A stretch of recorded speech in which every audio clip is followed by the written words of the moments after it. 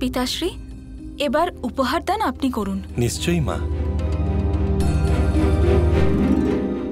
রেবতী বৌদি, রাধা আমার ক্ষীর কিভাবে খেলো? ও তো মহাভোজে আসেইনি। সেসব তো আমি জানি না, কিন্তু রুক্মিণী, আমি তোমার জন্য খুব খুশি হয়েছি।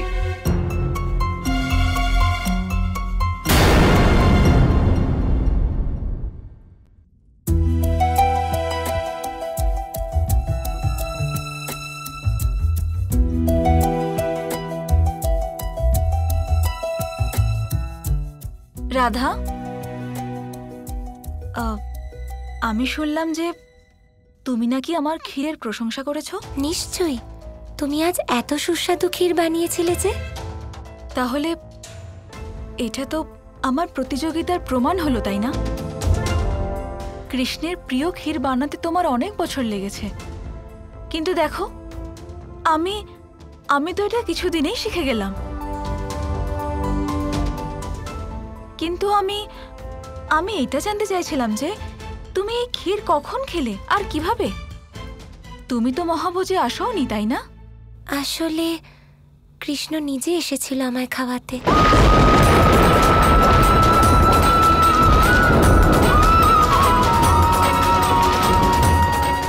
রুক্মিণী, তুমি পত্নী প্রেমে কৃষ্ণকে খাইয়েছ, আর সখী প্রেমে কৃষ্ণ নিজে আমায় খাইয়েছে। দেখো, আমি শুধু এটা জানি যে আমার কৃষ্ণের কাছে কোনো চাহিদা নেই, ওর ওপর আমার কোনো অধিকারও নেই। তাই কৃষ্ণ প্রেমের স্রোত আমার দিকে চিরন্তন বইতেই থাকবে। দেখো, নদীকে যতই আটকাও, যতই তার উপর পাথর চাপা দাও, কিন্তু সে নিজের পথ খুঁজে নিয়ে সাগরে গিয়েই মিশে যায়।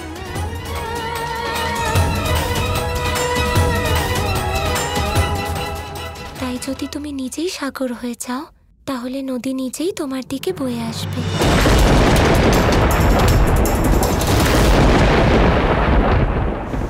দ্বারকাধীশ শ্রীকৃষ্ণের জয়! দ্বারকাধীশ শ্রীকৃষ্ণের জয়! দ্বারকাধীশ শ্রীকৃষ্ণের জয়!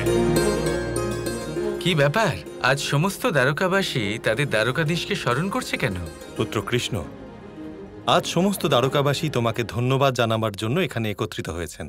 পুত্র, এনারা সবাই মনে করেন যে তোমার দয়ার জন্যই আজ এনারা সবাই ভালো আছেন, আর এই অনন্য নগর দ্বারকাতে নিজেদের জীবন খুব আনন্দের সাথে অতিবাহিত করছেন।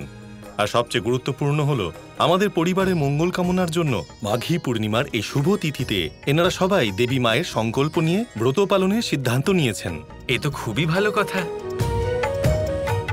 এই উপলক্ষে আমরা কিছু সাহায্য করতে পারলে আমাদের সৌভাগ্য হবে।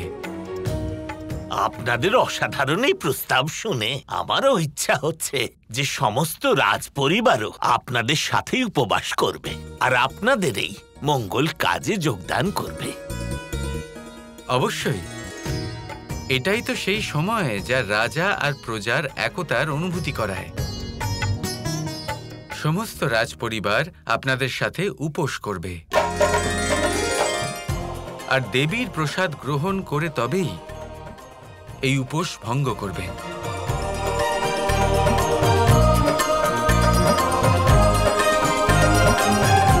ধন্যবাদ শ্রীকৃষ্ণ। আজ রাতে চন্দ্র পূর্ণিমা, দর্শন করার জন্য অবশ্যই আসবেন। অবশ্যই আসবো।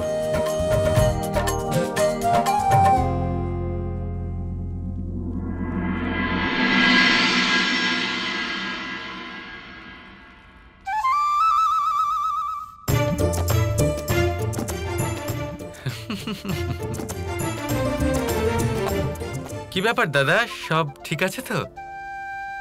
কিসের কি ঠিক কানাই? যদি প্রজারা উপোস করতে চান তাহলে করুন না, সমস্ত প্রজারা রাখুক, আমি কি বারণ করেছি? কিন্তু রাজ পরিবার কেন উপোস করতে যাবে কানাই? এবার তুমি তো জানো আমি এই খাবার আর মল্লযুদ্ধে একেবারে বাধা পছন্দ করি না, আর এখন কথা দিয়ে দিলে। ঠিক আছে বলরাম দাদা, আপনি উপোস করবেন না? কি হলো? আরে উনি এমনিও উপোস করবেন না। ওনার এই চিন্তা আর দুঃখের কারণ হলো, যদি সবাই উপোস করে তাহলে সুস্বাদু খাবার কে বানাবে? সেই কারণেই চিন্তিত উনি। কি বলেন দাদা? হ্যাঁ, তাই তো। আপনি সত্যি এই ব্যাপারে চিন্তা করছেন? হ্যাঁ রুক্মিণী, আর কি নিয়ে চিন্তা করব আমি? ঠিক আছে বলরাম দাদা, আপনি চিন্তা করবেন না। আজ রাতে আমি আপনার জন্য খুব সুস্বাদু খাবার বানাবো। সত্যি? সত্যি। ধন্য তুমি।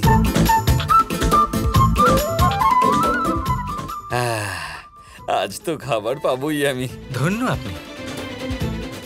ঠিক আছে, এবার আপনি তৈরি হন। তৈরি হয়ে আছি আমি। কারণ এই অধ্যায়ের সব থেকে অদ্ভুত মুহূর্ত এবার শুরু হতে চলেছে। কিন্তু আমি তো খাবারে কিছু পদই চেয়েছি ভাই, তার জন্য আবার একটা নতুন অধ্যায় শুরু হয়ে যাবে।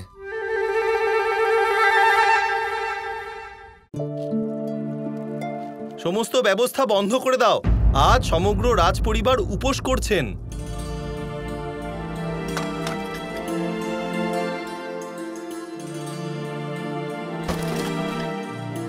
রাধারানী, এখনই তো উনি বললেন ভোজন বানাতে হবে না। না, সমগ্র রাজপরিবার উপোস করবে না। একজন সদস্য আছেন যিনি ভোজন করবেন, আমাদের বলরাম দাদা। না খেয়ে উনি একদম থাকতে পারেন না। ওনার জন্য তো বিশেষ পদ বানাতেই হবে।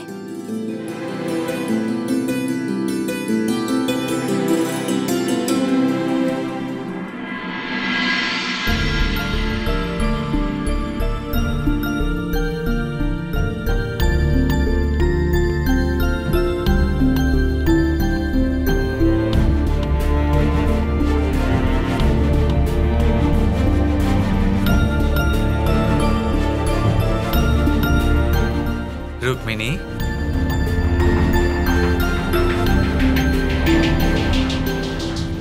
আপনি এখানে? আমি তো ভাবলাম আপনি দাদার খাবারের ব্যবস্থা করতে গেছেন। হ্যাঁ, আমি ওখানেই যাচ্ছিলাম, কিন্তু মনের মধ্যে একটা প্রশ্ন এলো, তাই এখানে এলাম।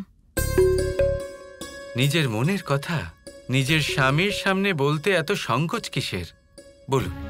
কৃষ্ণ, দ্বারকার সুন্দর বনে সুস্বাদু রাঙা আলো নিশ্চয়ই পাওয়া যাবে।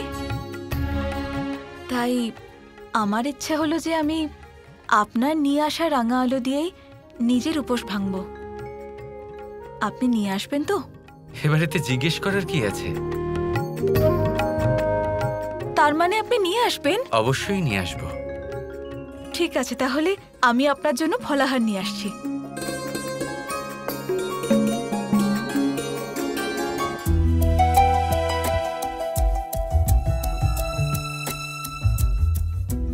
আরে এ কি, আজ তো সবাই উপোস করেছে, তাই না? তাহলে আপনারা এত পদ কার জন্য রান্না করছেন? রুক্মিণী, এই সব পদ আমাদের বলরাম দাদার জন্য হচ্ছে। তার মানে তুমি তুমি জানো? হ্যাঁ, জানবো না কেন? আমাদের দাদা বড় বড় যোদ্ধাদের পরাস্ত করেন, কিন্তু খিদে পেলে নিজেই পরাস্ত হয়ে যান। আমিও এটাই বলতে এসেছিলাম। আর হ্যাঁ রাধা, সমস্ত দ্বারকাবাসীদের মতো তোমার উপোস করার কোনো দরকার নেই। কেন দরকার নেই? হয়তো আমি দ্বারকার বাসিন্দা নই, কিন্তু কৃষ্ণের সখী তো হই। কৃষ্ণ সমস্ত দ্বারকাবাসীদের জন্য উপোস করবে, আর আমি কৃষ্ণের জন্য। ঠিক আছে রাধা, তোমার যা ইচ্ছা। আর হ্যাঁ, কাল পুজোর পরে যখন সকল দ্বারকাবাসী নিজেদের উপোস ভঙ্গ করবেন, তখন তুমিও তোমার উপোস ভেঙো। রুক্মিণী, তুমি আমার উপোসের ফলাহারের উপোস ভাঙার চিন্তা করো না, কারণ যারা আমায় ভালোবাসেন কিছু না বলেই আমার কাজ করে দেন। কিন্তু যদি তুমি চাও তাহলে কাল তোমার জন্য বিশেষ পদ রান্না করব। না রাধা, তার কোনো প্রয়োজন নেই। কৃষ্ণ নিজেই আমার উপোস ভাঙবেন। উনি অন্যরকম কিছু করতে চলেছেন আমার জন্য। তাই নাকি? এ তো খুব ভালো ব্যাপার। বিয়ের পরে এটা তোমার প্রথম উপোস, আর আমি এটাই চাই যে তোমার উপোস সফল হোক, আর কৃষ্ণ তোমায় যা প্রতিশ্রুতি দিয়েছে তা পূর্ণ করুক। এই নাও কৃষ্ণের জন্য ফলাহার। এটাই তো নিতে এসেছিলে তুমি। তুমি কি করে জানলে? কারণ তুমি আর আমরা দুজনেই কৃষ্ণের সেবা করার কথা ভাবি। তুমি এটা নিয়ে ভাবলে, আর আমি এটা প্রস্তুত করে দিলাম। এই নাও।